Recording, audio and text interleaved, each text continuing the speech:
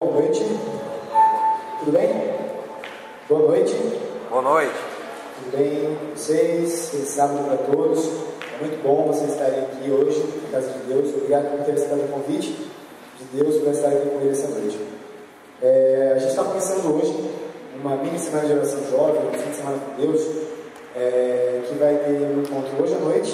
Já estão aqui presentes, 7h30, começou. Vamos ter amanhã de manhã, na hora do culto. E no JA também teremos às 5h30 e teremos uma Santa Ceia. Então, se você tem planos de vídeo, se prepare para uma Santa Ceia que teremos amanhã no JA. 5h30. Não, 5 horas, desculpa. Amanhã vai começar às 5 horas da tarde a nossa Santa Ceia, fazendo parte da medicina de oração jovem. E no domingo também, 7h30, mesmo horário que hoje, teremos mais um encontro. Quem está participando com a gente é o pastor Nelson Piranelli.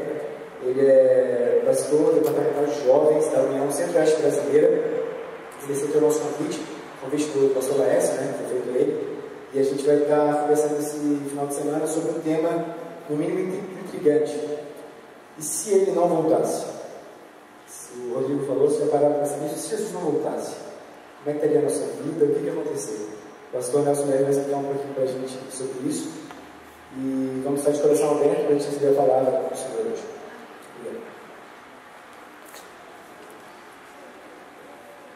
Obrigado, Túlio. Boa noite.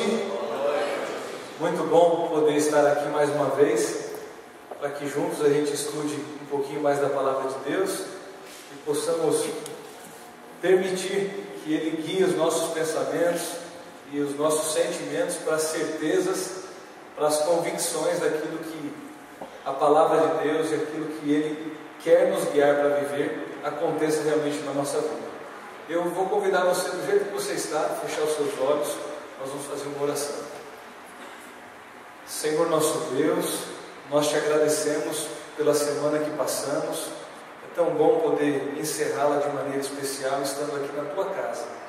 E também recebendo o privilégio de ter, nesse dia especial, o sábado, um encontro contigo.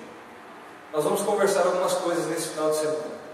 Abra o nosso coração, a nossa mente, para que possamos perceber aquilo que são realmente as convicções, as certezas que temos, e que o nosso coração possa ser dirigido e firmado naquele que é a rocha, aquele que é a base da nossa salvação, que nós possamos verdadeiramente entender que o teu plano de amor continua de uma forma especial na nossa vida.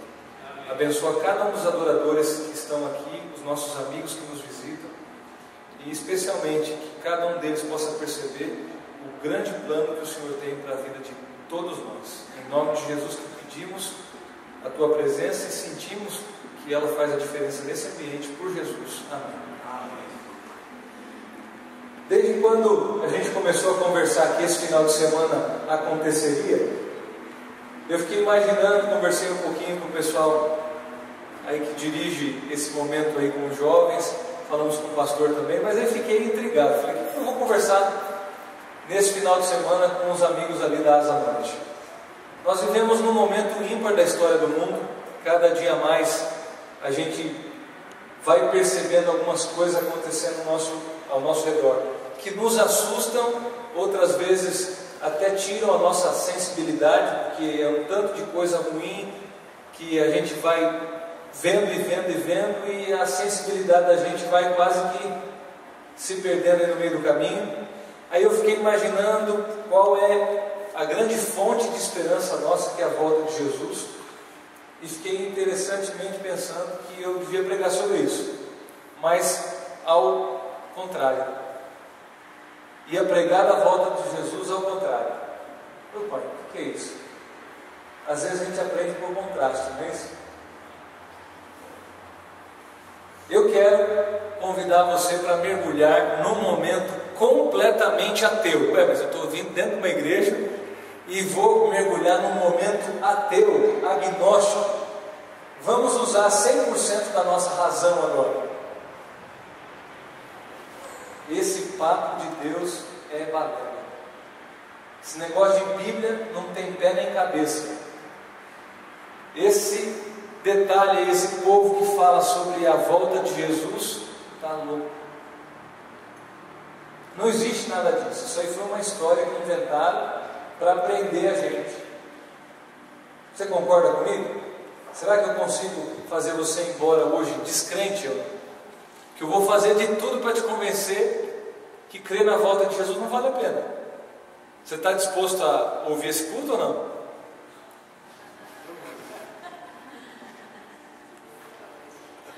Será que eu estou certo como pregador? Eu preciso ajudar você a sair daqui não crendo em nada. Eu estou te prestando algum favor? Não? Não? Mas gente, eu imaginava que vocês estivessem vindo aqui por causa disso no título. Se ele não voltar, pastor, é isso aí mesmo. Se ele não voltar, é isso aí que eu acredito. Não vai voltar coisa nenhuma, porque ele falou isso aí quanto tempo faz? Primeiro que já passou muito tempo. Quanto que ele falou que ia voltar? Quanto? Pelo menos, de acordo com a história, 2012 anos atrás. Você não acha que é um tempinho muito grande, não? Você está a fim de esperar, se por acaso demorar um pouquinho mais do que isso, ou até 1/3 disso? Não, é muito ainda. Vamos lá, 10% disso, 200 anos. Algum de nós vai conseguir esperar? Não, nós vamos morrer antes. 200 anos não estamos mais nada aqui. Só está o nosso pó aqui. Quem te garante que Jesus vai voltar? Se já tivesse voltado 2012 anos, não é tempo demais para alguém prometer e não fazer? Não é? Meu povo, eu acho que você está meio... Irmã, eu não acredito nisso, não. Eu não acredito nisso. Mas que trouxeram pastor, esse pastor adventista mesmo? Porque de acordo com o nome que você tem nessa igreja, como é que é o nome da igreja que você entrou aí? O que significa esse negócio? O que significa? Adventista quer dizer que você crê no quê? Na volta de Cristo. Aí vem um pregador maluco aqui dentro, e a primeira coisa que ele fala é que o nome da sua igreja está errado, você não crê nada disso. Irmãos, nós podemos falar que cremos numa coisa, vivendo tremendamente ao contrário dela. Você está sendo provocado por mim a achar que eu vim aqui para perturbar a sua vida e falar que Jesus não vai voltar. Mas eu quero dizer que o jeito que você está me vendo, o jeito que você está me vendo falar isso, pode até provocar raiva em você. Mas agora, segura no banco. O jeito que eu e você estamos vivendo, nós estamos fazendo é raiva em Deus. Porque Ele falou que vai voltar, e o jeito que a gente vive não é o que a gente fala. O jeito que eu estou vivendo e você está dizendo que Ele não volta coisa nenhuma. Porque o nosso coração e a nossa vida está nada mais, nada menos do que nesse mundo só. E se a nossa esperança em Cristo se limita só a essa vida, nós somos os mais infelizes dos homens. Não é isso? Por quê? Por que começar dessa forma? Mas pastor, eu vim aqui buscando consolo, caminho, tranquilidade. Então está na hora de você ter 3 minutos para pensar de ir embora. Eu só vou bater em você hoje. Então só fique que você está preparado para apanhar. Porque eu já comecei a falar que se você está ficando bravo de eu falar que Jesus não vai voltar, eu acho que Deus pode ficar bravo com você do jeito que você está vivendo, esperando a volta dele. Porque se ele não voltar e o mundo tiver razão, você está no lugar errado. Porque agora, daqui a pouco, começa um showzão da Ivete Sangalo, cara. E é ali perto do Mané Garrincha. O que você está fazendo aqui, seu Mané Garrincha? Hein? Você não devia estar lá aproveitando a vida, irmão? Queimando com gosto no final? Porque você nem bem vai para o céu e nem vai curtir esse mundo. Agora, será que alguém que curte esse mundo curte mesmo? Será que o que você está vendo ao redor é alegria e alegria de verdade? Eu sei que você não está gostando, você está estranhando, mas o maluco que veio começar esse final de semana, queria dizer para você uma coisa. Nós estamos com probabilidade diante de nós e eu gostaria que você começasse com ela. Vamos pensar: 50% de chance que a volta de Jesus é verdadeira, 50% que não é. Vamos ver se vale a pena continuar crendo nisso? Passou o tempo, o mundo todo viveu como viveu, e essa história de volta de Jesus acontece. Infelizmente, aqueles que aproveitaram a vida como queriam e achando que não vão prestar contas a Deus, caem num tremendo problema, que agora Jesus volta e vão ter que prestar conta da vida. Você fica feliz que creu nisso a vida inteira, esperou, foi fiel a Deus, a probabilidade de que Jesus voltaria, você decidiu crer nisso, você tem a vida eterna, certo? Com a alegria da salvação. Amém. E o ímpio, que foi avisado, que Deus mostrou o que ia ser a consequência, agora tem a tristeza de realmente ficar diante de sua escolha e condenação eterna, quer dizer, destruição eterna. Se a volta de Jesus é mentira,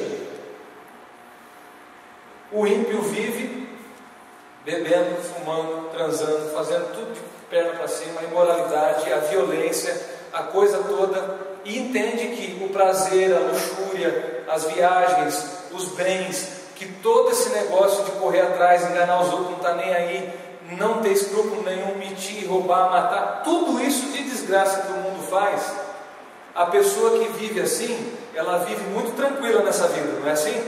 A pessoa que vive tudo isso que eu falei, que cai, usa droga, bebe, fuma, se arrebenta, fica doente, trai os outros, mente, é traído, não é confiável, não se pode.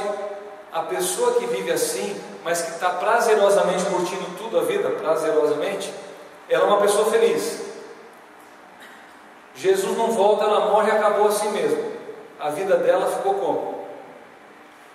Passou para a história, Jesus não voltou, mas a vida foi uma porcaria. Agora, o cristão, mesmo Jesus não voltando, eu seria cristão. Porque o cristão parece que vive mais feliz nesse mundo. Se a esperança da volta de Jesus fosse só aqui me ajudar a ter uma vida melhor, é muito gostoso você ter os princípios que você tem, e eu não sei se você vê isso, mas ser honesto, construir uma boa família, construir bases interessantes para a sua vida em amizades, em trabalho, numa história, construir a honestidade, o legado, alguma coisa útil nessa vida, por mais que Jesus não volte, eu vou morrer, mas viver uma vida que vale a pena. Mesmo que Jesus não volte, ainda é melhor crer nisso do que viver como o mundo está vivendo. Porque o resultado do mundo, no finalmente, vai ser o mesmo: destruição e desgraça. Com um agravante: não aproveitei nada do tempo de vida que eu tinha direito. Agora, se caso eu sou cristão, Jesus não voltando já vai ser uma coisa boa que eu vivi, mas se Jesus voltar, legal, deu certo, vai ter muito mais do que você imaginou, porque daí a vida só vai estar começando. Não sei se te convenci ou não, um monte de conjecturas, mas abre a sua Bíblia aí um pouquinho e vamos tentar ver a primeira passagem desse final de semana e você tem que colocar no coração. Romanos capítulo 13. Romanos capítulo 13. Só contextualizar você um pouquinho. Roma, o apóstolo Paulo trabalhou com essa cidade, com os cristãos de Roma. Ela foi uma das capitais mundiais, um dos impérios que dominou o mundo como um todo. Aliás, o último grande império mundial é o Império Romano. Na sequência, quem estuda história, começou com quem? Império Babilônico. Depois do Império Babilônico foi Medo-Pérsia. Depois da Medo-Pérsia, Grécia. E então Roma. Só que Roma, de todos esses impérios, foi a que alcançou maior território a conquista do maior número de nações embaixo do seu governo. E as legiões romanas ficaram conhecidas, porque ela tudo esmiuçava e quebrava, deixava os países completamente aniquilados, e as riquezas, o acúmulo do poder, enfim. O Império Romano parecia que nunca ia passar. Ele durou cerca de 600 e poucos anos. Então, se imaginavam os imperadores romanos como eternamente governadores. E para uma cidade que era tão poderosa e tão maravilhosa, o Império Romano, depois de Cristo, durou cerca de quase... Foi acabar de vez mesmo em 538, né? Não, 476, perdão. 476, 538 é outra coisa que começou. 476 depois de Cristo, que ruiu mesmo. Em 321 ele começou a ruir, foi quando Constantino tentou juntar o sábado com o domingo, lá mudou o sábado com o domingo em 321, para tentar ainda ajudar a segurar o império. Mas imagine o seguinte, essa cidade, ela é dona da fama de que todos os caminhos conduzem a Roma, lembra? Se você for um dia em Roma, você vai estar perto do arco que está lá de... Antes, tantos outros arcos tem, mas parece que a Via Épia e todos os negócios, tudo converge para perto daquele Coliseu. Tem lá onde até filmaram o filme do Ben-Hur, que é os Círculos Máximos, é ali próximo do Coliseu também. Então, todos os caminhos do mundo conhecido paravam ali naquele miolo de tudo. A ostentação que essa cidade vivia, essa Harvard do saber, porque é ali que tinha todo o saber, a riqueza, o comércio, o poder, o governo de tudo isso, ali em Roma tinha 3G para todo mundo. Aliás, já tinha a 4G ali.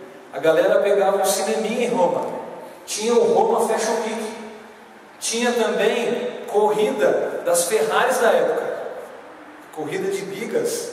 Você está achando que eu estou viajando na maionese? Tinha o UFC em Roma. Só que lá era mais real ainda, que os caras não só arrebentavam a cara um do outro, arrancavam a cara do outro, arrancavam na espada, comia a cara. O leão destroçava ali o ser humano vivo, o outro atravessava na espada, e as pessoas gritavam, torciam para quem arrancava a cabeça do outro. Toda aquela coisa maravilhosa, o culto da desgraça era onde? Mas o povo estava feliz. Aliás, era muito legal você, de repente, ter uma roupinha do shopping mais famoso de Roma. Aliás, os costureiros famosos já eram lá nessa região. Você imagina que na Itália até hoje você tem um Versace, tem um Armani, de onde saiu tudo isso? Todo o poderio do comércio do mundo estava baseado em que cidade? Roma, gente. Era da hora estar em Roma. Brasília estava no chinelo de Roma. Não era páreo para Roma ainda. Mas todo mundo queria uma boquinha do governo de Roma. Sabia? Era legal ser um senador em Roma. Era legal ser um deputado em Roma. Era legal conseguir um contrato, vender os terrenos. Era legal comercializar, porque fazia fortuna rápida. Se você abrisse um negócio bacana, se a sua franquia fosse boa, se você tivesse uma oportunidade de passar num concurso público de Roma, ia ser da hora, você estava com a vida garantida.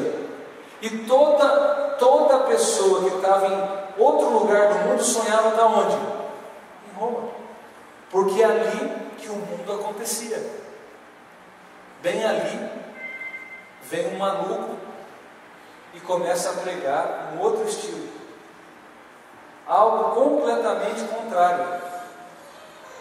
E quando a Bíblia, por que eu estou falando que é um maluco? Porque dentro da cabeça, quando foi crucificado Jesus, era escândalo para os judeus, e o que? Loucura para os gregos e romanos, a cabeça helênica. Quem que criou a base do governo romano, gente? Toda a filosofia de Roma, a base filosófica da coisa, foi formada no Império Grego. Aonde começou esse de mais rico, mais bonito, mais inteligente, mais forte? Quem criou as Olimpíadas? Quem que criou essas disputas todas? Quem que tinha essa ideia? Toda a filosofia grega tinha produzido algumas coisas de resultado. Embora o império era romano, a cabeça de pensamento já era bem mais pós-moderna do que você está imaginando. Os caras já tinham muito do que hoje eu e você vivemos como fruto do que eles pensavam. Os gregos foram os que mais massagearam o ego do ser humano. Aquilo que é o ser humano como a resposta de tudo. A força, o saber, a razão. Quem nunca ouviu falar de Sócrates e Platão? Ou de tantos outros pensadores das escolas de pensamento grego? Esses homens, na verdade, insuflaram o ego humano a fazer da humanidade o centro e a resposta de todas as coisas. Agora vem ali um nada que nasceu filho de um casamento esquisito. Vai começar a pregar e dizer que se alguém bate na tua face, oferece a outra. Mas você já viu para quem assistiu o UFC? Imagina o cara na hora de tomar um socão, vira o outro lado para... Gente, toda a construção de pensamento, eu estou tentando exagerar para você entrar nisso. Olha como foi fácil pregar o Evangelho em Roma. Foi muito fácil pregar o Evangelho em Roma. Não tinha nenhuma cabeça secularizada em Roma. O que é uma cabeça secularizada? Só pensando em quê? No eu, no prazer, na luxúria. Os romanos, como era o homossexualismo dentro de Roma? Gente, a prostituição e a imoralidade era banqueteada em cada final de semana e que emendava com outro final de semana. Porque quem tinha dinheiro, os ricos, só pagavam o quê? As orgias e os caminhos errados. E as coisas, a violência agradava. Era muito divertido ver o mal. O dinheiro era o jeito de comprar as pessoas. E os escravos, cada vez mais, vindo de tudo quanto é lugar do mundo, eram comprados, negociados. E qual era o valor dado ao ser humano? Nada. Olha só como é que é um ambiente tranquilo para pregar o Evangelho. Todo mundo a fim de ir para as conferências que Jesus começou. Será que isso era verdade, irmãos? Começa lá na Palestina uma pregação esquisita e vai começando a vir e vir. E de alguma forma entrou no coração de 12 homens. Eu vou encurtar um negócio só para te dizer que metade da população de Roma se tornou cristã, do jeito que ela estava. E se você for em Roma, visite tudo, mas não deixe de visitar as catacumbas, porque foi onde moraram mais de 350 mil pessoas que decidiram crer nisso que eu estou falando hoje, de que Jesus voltaria. E por crer nisso eram perseguidas e mortas. Mas cada uma delas que era morta, o seu sangue multiplicava outros 10, e mais 10, e mais gente. Crer na loucura desse Deus que tinha vindo e falado de coisas que até então eles não tinham ouvido. Gente, parece que tudo em Roma satisfaz. Mas eu queria dizer para você agora que o apóstolo Paulo, como outros tantos que foram usados para trabalhar em Roma, tiveram que dizer para os cristãos acerca do cuidado das coisas daquela vida, mas olha o que foi dito no verso 11 do capítulo 13. Romanos capítulo 13, verso 11. E fazer isso, conhecendo o tempo, já é hora de despertarmos do sono, porque a nossa salvação está agora mais perto de nós do que quando aceitamos a fé. A noite é passada e o dia é vindo, ou é chegado. Rejeitemos, pois, as obras das trevas e vistamo-nos das obras da luz. Andemos honestamente como de dia, não em glutonarias, nem em bebedices, nem em orgias e dissoluções, nem em contendas e inveja, antes revestidos do Senhor Jesus Cristo, e não temais, cuidando da carne e suas concupiscências. O apóstolo Paulo como que deu um chacoalhão na igreja da época e começou a afirmar mais ainda o caminho. Falou: cuidado, você que mora em Roma, desperta do sono, já é hora. A nossa salvação está mais perto do que quando nós aceitamos a fé. Não vivamos mais em bebedices, glutonarias, orgias. Não fiquemos fazendo as obras das trevas, mas sim as obras da luz. Gente, é sabido algumas coisas muito importantes sobre a volta de Jesus. Vocês me disseram, mesmo os amigos que estão nos visitando, eu tenho certeza, você já ouviu falar sobre a volta de Jesus, e eu creio que você crê nisso. A gente sabe que volta de Jesus tem a ver com sinais onde? Vamos começar aí, Mateus 24, algumas ideias. A gente sabe que vai ter sinais, e já tiveram sinais nos céus, concorda com isso? Sinais onde mais? Na terra. Falsos profetas, a Bíblia fala sobre isso. Só vai me ajudando a checar o que não aconteceu ainda. Já teve sinais nos céus? Quando isso aconteceu? 1755 foi a queda das estrelas. 1780 o escurecimento do sol. Sinais claros, mas que não foi o que é hoje, que eu e você pensamos que é uma eclipse. Foi realmente um evento mundial, registrado. Mas aí, falsos profetas, você tem condição de ver se isso aí já foi ou não foi? Muitos, em todas as épocas. Agora deve ter 1 milhar deles pelo mundo falando alguma coisa que recebeu uma revelação especial de Deus para falar totalmente contrário do que esse livro fala. Glutonaria e intemperança. Você sabia que isso ia acontecer? Ou você esqueceu que lá em Mateus 24 fala que os homens estavam como na época de quem? De Noé.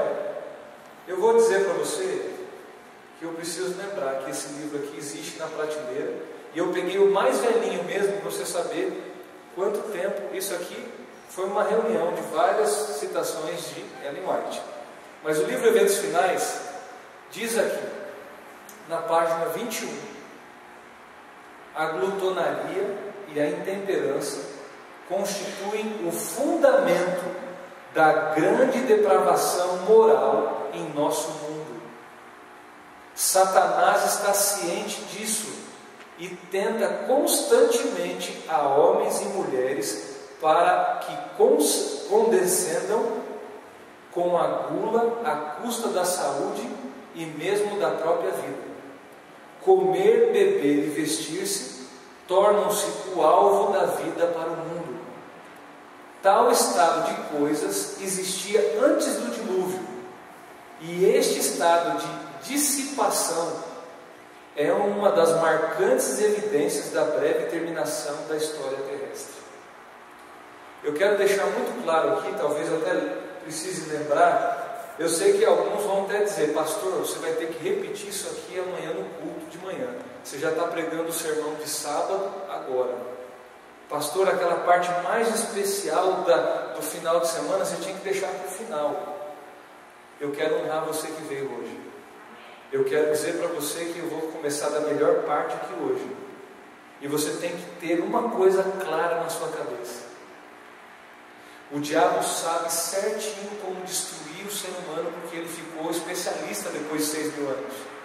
E ele sabe que para destruir você, ele tem que bagunçar a central, o HD, aonde processa as informações, que é aqui, ó. Se fritar aqui, o resto é lucro. E sabe como frita aqui? Estragando aqui. Estragando aqui, estragando aqui, estragando aqui, estragando aqui. As portinhas de entrada, que são os sentidos, quanto mais deturpado e estragado estiverem, e sua mente ficar anuviada, como Ellen White fala no momento, ou embrutecida, estragada, tudo que você quiser aí. O grande ataque, a gente se comunica com Deus, irmãos, usando o lóbulo frontal. Comunica como essa consciência, esse estado de coisas que a gente raciocina, sente, pensa, decide. Principalmente quando as pessoas oram, eletrocefalogramas já foram feitos quando as pessoas estão orando. Há um grande movimento cerebral nessa parte frontal. Tudo quando a gente come mal e você sente que você está com a cabeça pesada, não fica meio que... Quando você está assim, embriagado, não é só tomando pinga que a gente fica assim? Tem gente que vive assim pela maneira que se alimenta, pela maneira que vive. O Ministério Jovem da Igreja Adventista do Sétimo Dia começou com 2 meninos lá, há 100 e poucos anos atrás, 105 anos atrás, porque comemoramos agora em 2007, 100 anos da oficialização do Ministério Jovem, que foi em 1907. Mas 2 jovens, um de 14 e outro de 17 anos, começaram a entender que eles tinham que falar da volta de Jesus e tinham que pregar sobre abstinência e temperança, que era não se misturar com os vícios que poderiam corromper o corpo e a mente, fazendo com que a gente não tivesse contato com quem? Com Deus. Depois de 105 anos que o Ministério Jovem começou, por que eu estou lembrando aqui hoje? Se naquela época já tinha coisas para estragar. E é interessante porque a cárie dentária é uma coisa recente para a humanidade. Eu não sei se você tem conhecimento, mas é por volta de 400 a 450 anos que existe a cárie. Quando começou o açúcar branco, como começou a se refinar. É interessante perceber que o diabo, sabendo como manipular os alimentos, ele vai estragando a percepção do ser humano sobre as coisas de Deus. E eu queria deixar muito claro que entre as ciências que um pai e uma mãe deviam ensinar para os filhos, é a ciência de saber cuidar de si próprio, do seu corpo. E é uma das coisas mais difíceis que a gente tem hoje dentro da educação. Porque o mundo nosso não promove a temperança, não promove o equilíbrio e o conhecimento do corpo. Algumas crianças, aliás, têm uma subnutrição sentada em berço de ouro, porque só come recheados, só come iogurtes, só come bolachas e tudo mais, que vão simplesmente deteriorar todo o sistema produtivo de vida saudável que é a mente. Quando Ellen White fala, então, que há muito mais ciência no pão bem feito do que um diploma na parede, algumas mulheres se sentem inferiorizadas. Eu queria dizer para vocês, meninas, que vocês são a bênção de Deus para tornar sua família sagrada e salva. E o diabo falou para vocês que cuidar da família é uma coisa ridícula hoje, que é mais fácil pagar alguém para fazer isso. Então, sabe por que nós estamos no contrário? A gente fala que está vendo a volta de Jesus, mas estar na moda com as coisas de Deus, que é valorizar o que está escrito na Bíblia do Espírito de Profecia, a gente acha que é o quê? Pode falar. Cafona, que você é beata, que você é cabeça dura, que você é muito puritana, que você, sei lá o que é o adjetivo que você queira aí.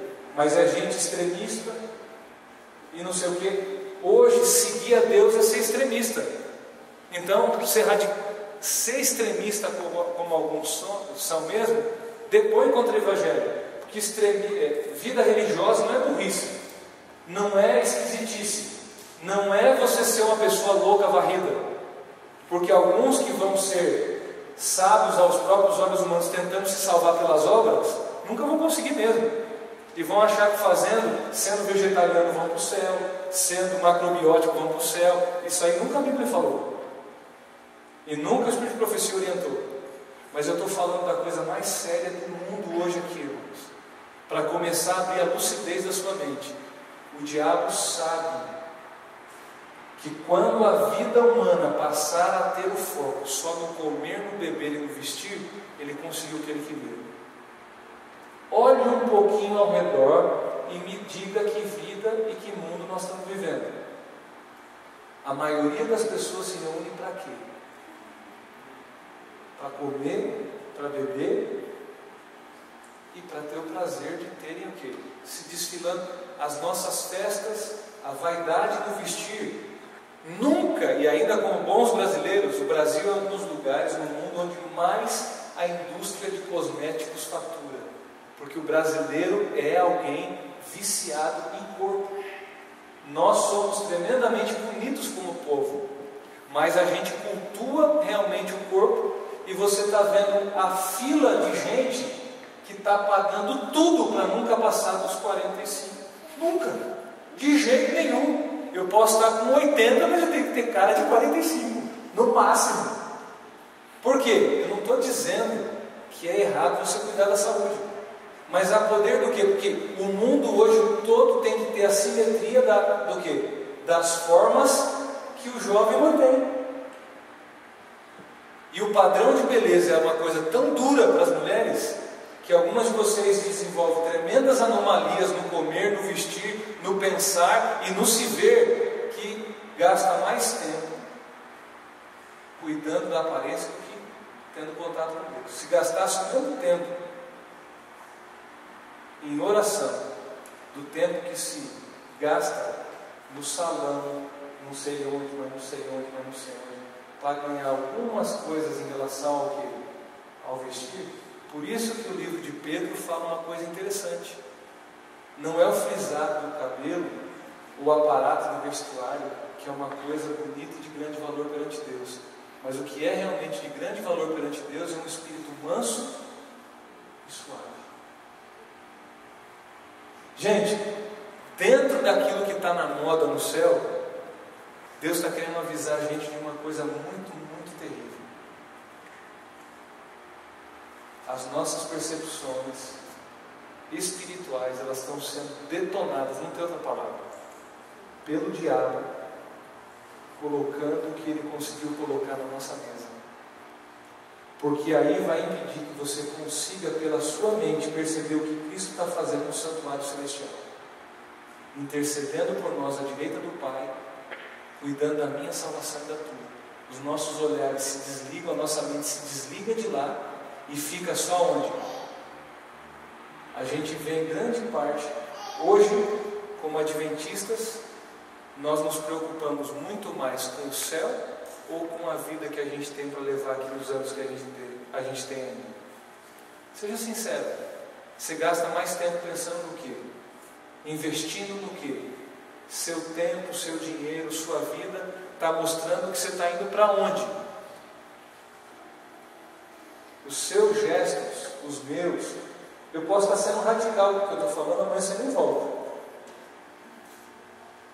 Mas eu espero que você volte, porque Jesus quer levar você e eu para o céu mesmo. Só que o jeito que a gente está vendo, desperta do sono. Veja que não é hora, mas a Bíblia foi clara ali, ó. Não é mais hora. Vai alta a noite, vem chegando o dia. A noite desse mundo, ela já está terminando. Vai chegar o dia em que Jesus vai voltar. Não disponhai nada da sua vida para as obras do quê? Das trevas, mas sim para as obras da luz. Não dê o seu corpo, a sua vida para glutonaria. O que acabou de dizer aqui Ellen White? Que a glutonaria é um dos jeitos que a glutonaria e a intemperança é o jeito que o diabo descobriu que pode acabar com o mundo, porque faz as pessoas se envolverem e acharem que a vida só está em torno do comer, beber e vestir. Dá uma olhada para o mundo ao seu redor e veja se esse plano do inimigo está tendo algum sucesso. Por favor, você acha que ele está levando vantagem em algumas coisas? Agora, por que você está aqui dentro da igreja ouvindo isso? Porque de alguma forma muito especial, Deus está dizendo para você que você não precisa estar entregue a isso. Que você tem que ter outras coisas na sua mente e no seu jeito de valorizar. O seu casamento, a sua família, o seu dia a dia, as suas amizades, o jeito que você usa o seu dinheiro, não use para destruir a sua vida e a sua salvação. Não use isso para entrar num ciclo vicioso de dependência de coisas erradas, para fazer você, na verdade, corporalmente, institucionalmente, nominalmente, estar aqui dizendo que está indo para o céu, mas a tua vida, o teu coração, está vindo aqui dentro da casa de Deus pedir outra coisa para Ele. Meu Deus, eu estou tão preocupado com que a própria questão que é a gente decora de pequeno. Ah, pastor, olha lá, Mateus 6, buscai primeiro o reino dos céus e a sua justiça, porque todas as outras coisas vão ser o quê? Não viveis ansiosos, pelo que mesmo? Pelo que haveis? Comer, beber ou vestir. Busca primeiro a justiça de Deus, as coisas de Deus, porque todas as outras coisas Ele vai entregar para você. Irmãos, quando a gente é entregue aos sentidos animalescos, sem isso aqui estar envolvido, por que sentidos animalescos? Esse detalhe carnal, os sentidos que ficaram corrompidos, esse gostar da coisa errada, ele é patrocinado, o mal puxa o mal. Gente, eu estou abestado no negócio. Homens e mulheres e crianças sentam na frente da televisão felizes de ver uma luta de UFC. Sabe o que está acontecendo? Umas semanas atrás aí eu vi uma cena na televisão que me deixou a cabeça assim ruim. Eu sou um torcedor, mas eu não chego nem pensar no meu time direito. Não estou aqui dando uma de mãozinha, minha esposa sabe, e é uma das coisas que ela mais agradece. Puxa vida, casei com um homem que não é viciado em futebol, essas coisas. Aí eu tenho um monte de outros defeitos, nesse aí parece que eu me livrei. Mas de vez em quando eu dou uma olhadinha. Não estou aqui sendo melhor que você não. Mas um dia eu estou ali passando num canal, de repente eu vi uma cena que no último jogo que o meu time jogou com outro time aí, que eu não vou aqui ficar descrevendo para você não pecar aí e já ficar contra mim, mas eu quero dizer para você que a gente já se libertou muitas vezes, não só uma, né? Brincando. Eu quero só provocar você mesmo agora. Simplesmente eu não sabia se era torcedor do meu time ou do time oponente, mas tinha um cara caído na rua e os outros torcedores todos metendo o pé. O cara já tinha sido linchado, estava caído que nem um cachorro morto, e eu sei que depois o cara morreu mesmo. Chutaram na cabeça, chutaram para tudo quanto é lado, tal. Cenas de tremenda brutalidade, como nunca. Sabe o afeto natural, que é o cuidado que um bicho até tem pelo outro para preservar a vida? O ser humano está perdendo isso em relação ao outro ser humano. E aí eu vi que entre as coisas aqui que ela fala claramente, nos dias de Noé, agora página 21 de novo, mas lá embaixo, atos de violência. Nos dias de Noé, a esmagadora maioria das pessoas se opunha à verdade e se apaixonara por um conjunto de falsidades. A terra estava cheia de violência. A guerra, o crime e o homicídio eram a ordem do dia. Assim será também antes da segunda vinda de Cristo. As uniões trabalhistas, rapidamente que ela está dizendo aqui é o sindicato, tá? Os sindicatos, essas uniões trabalhistas, se agitam e apelam à violência em suas reivindicações, quando elas não são atendidas. O que você viu hoje no Jornal do Meio-Dia, se você estava vendo as manifestações aqui de Brasília ontem, por exemplo? Os caras tendo que descer a pancada. Hoje a manchete do jornal Correio Brasiliense é o quê? A Rotan dizendo, e está agora se você viu a capa alguém leu isso hoje? O que está falando lá? A apologia de que enfrentou a Rotan, vai ficar como? Agora vai abrir uma sindicância para ir contra as tropas de elite aqui no DF também. Porque é moral para a polícia se proteger, ele tem que detonar bandido. Eu não estou dizendo que está certo ou que está errado, eu não estou fazendo juízo sobre isso. Mas a apologia da violência, o cara vai requisitar os direitos e quebra tudo. Comemora o título, quebra tudo. Perde, quebra tudo. Não gostou da cara do outro, quebra tudo. Irmãos, o ser humano, quando você abrir lá em 2 Timóteo, capítulo 3, verso 1 a 5, nos últimos dias os homens seriam caluniadores, avarentos, seriam o quê? Infatuados, gananciosos, amantes de si mesmo, mais amantes dos prazeres do que amigos de Deus. Foge também desses. Gente, o que é hoje o seguinte? O camarada acaba de sair, eu não estou comentando no jornal, mas só para você começar a ver. sai do Senado, vai virar procurador de justiça do Estado. Chega lá, já está respondendo o processo e está todo mundo em liberdade. Hoje é piada ser certo, porque hoje todo mundo está no círculo do quê? E é o cara que queimou porque dedou muitos outros, porque todo mundo, e batia na cara de todo mundo dizendo que era isso e aquilo. Agora caçamos você. Mas o que é isso, meu povo? Onde há um justo, e você está me dizendo, e se ele não voltar? Se ele não voltar, nós vamos explodir esse mundo sozinho. Só que Deus não vai deixar acontecer isso, porque Ele está no controle da história. Ele não vai dar esse gosto para o ser humano dizer que vai acabar por nossas mãos. Nós não vamos ter esse luxo de acabar com esse mundo, que Deus não vai deixar, porque esse mundo é dele, não é nosso. E aliás, uma coisa linda, de acordo com o livro Desejado de Todas as Nações, página 19, o nosso mundo é um livro de estudo. Esse pequenino mundo é um livro de estudo para o universo. O universo está olhando o que está acontecendo aqui, porque está vendo como Deus está agindo. Sabe, gente, é exatamente 5 para as 9. Eu me propus a terminar no horário para você saber que vai voltar aqui na hora certa também, domingo, amanhã, no outro momento, para você fazer uma coisa comigo. Vamos continuar estudando a Bíblia.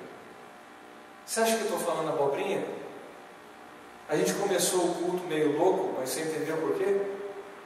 Nós estamos falando da volta de Jesus. O nosso nome até está isso. Quando alguém vem aqui e diz para você que Jesus não vai voltar, você não acredita de jeito nenhum. Esse cara está louco, começa a pregar dizendo que Jesus não vai voltar. Mas o jeito que nós estamos vivendo, comendo, bebendo, preocupado com vestir, indo atrás de um monte de coisa, sentando na frente de uma televisão dizendo que o UFC é coisa boa, sentando na vida, vendo que a corrupção aqui e ali, se eu tivesse lá, eu também fazia ao meu lado. Essa é a cultura do mundo. É assim que seus filhos vão crescer, achando que um diploma é mais importante do que a vida saudável, uma comida decente. Isso tudo, a glutonaria, o mal, as guerras, os desastres, tudo isso a gente começa a abrir a Bíblia e dar estudo bíblico para os outros. Olha aqui os sinais da volta de Jesus. O mal está assim, a fome está assim, os falsos profetas estão assim, e está assim nos dias de antediluviano. Tudo isso aí, irmãos, dificilmente, se eu perguntar aqui entre nós, alguém não saberia disso. Que diferença está fazendo saber disso? Porque se está fazendo diferença, quem está provocando quem? Somos nós que estamos provocando a Deus, porque sabendo o que a gente sabe, a gente continuar vivendo do jeito que a gente está vivendo, é fazer raiva em Deus mesmo. E Ele é tão misericordioso que Ele está dizendo assim, ó, esse cara hoje está pregando ao contrário, para você começar a acordar. Porque a gente está começando a ver o seguinte, nós precisamos não só do discurso, nós precisamos de uma igreja que viva a volta de Jesus.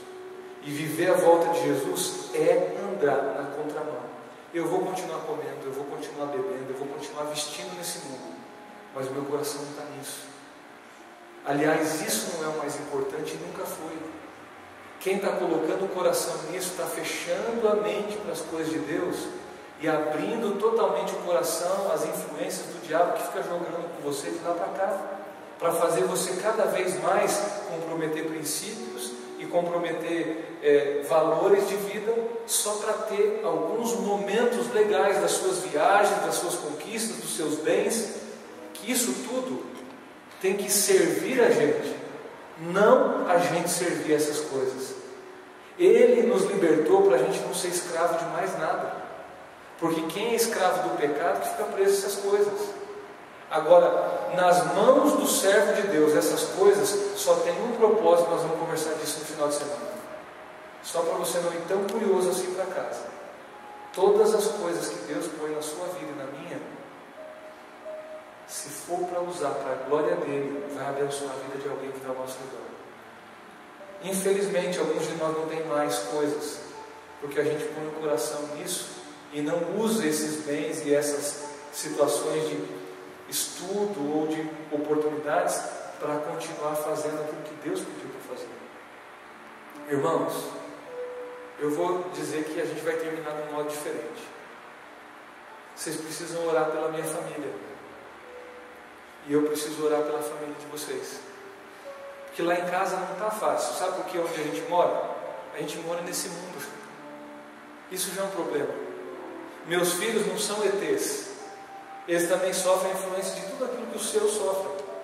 De vez em quando eu acerto lá em casa. De vez em quando eu faço tudo errado. Você acha assim também na sua casa de vez em quando? Parece que a gente está indo tão bem, de repente a gente faz coisa tudo errada. A gente volta atrás e Deus tem uma paciência danada com a gente. Alguém vai orar por mim aqui agora? Levanta a mão. Beleza. Eu vou orar por você também. Vamos orar uns pelos outros? Eu gostaria que agora você pegasse pelo menos outras 2 ou 3 pessoas. Então seria um grupo de 3 ou 4. E encerrasse exatamente agora o culto de hoje, orando por uma coisa. Meu Deus, abençoa as famílias que aqui estão, a minha família também, mas o que vai significar esse final de semana? Desperta, vai alta noite e vem chegando o dia. O que seria então fazer as obras da luz? Não dispondo o corpo e a vida para essas coisas da glutonaria, da orgia, das dissoluções, de tudo aquilo que está corrompendo o mundo. Será que eu vou lutar contra isso? Você também? Vamos pedir isso para Deus? De 2 em 2, de 3 em 3, 4, né? Junta aí mais gente e orem. E no final nós vamos ter o dedilhar mais forte de um hino aí, que simplesmente vai nos despedir. Eu vou estar lá à saída conversando, abraçando você.